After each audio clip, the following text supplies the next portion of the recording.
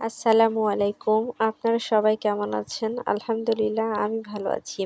আজ আমি কেক তৈরি করব। কেক তৈরি করার জন্য আমি বেশ কিছু উপকরণ নিয়ে নিয়েছি। চিনি নিয়েছি, আটা নিয়েছি, আর তেল, সয়াবিন তেল ব্যবহার করেছি, আর 3টা ডিম নিয়েছি।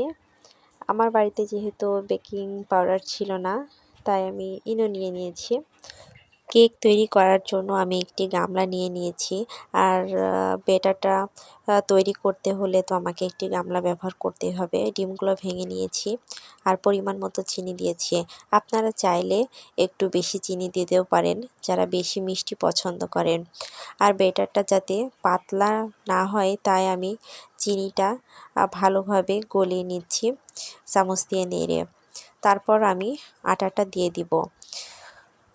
আমার ব্যাটার তৈরি করা হয়ে গেছে। আমি কিন্তু বেশি পাতলা করে ব্যাটারটা তৈরি করিনি, কারণ কেকের জন্য ব্যাটারটা একটু ঘন করে তৈরি করতে হয়।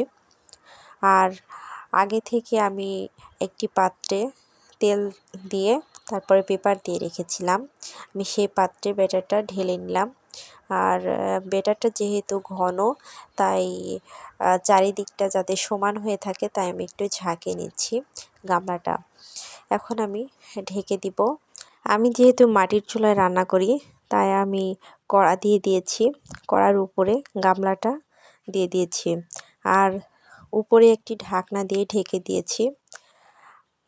45 মিনিট আমি অপেক্ষা করব। আমি যেহেতু মাটির চুলোতে অন্যান্য রান্না করেছি, আমি আর বাড়তি জাল দিব না। হয়ে গেছে আমার কেক তৈরি করা। আপনারা দেখতেই পাচ্ছেন কেকটি কিন্তু খুব সুন্দর ফুলেছে। আর কেকের নিচের অংশও ভালোই ফুলেছে। তৈরি হয়ে গেছে আমার বানানো নরম তুলতুলে কেক। আপনাদের কাছে কেমন লাগলো অবশ্যই জানাবেন কমেন্টে। আসসালামু আলাইকুম।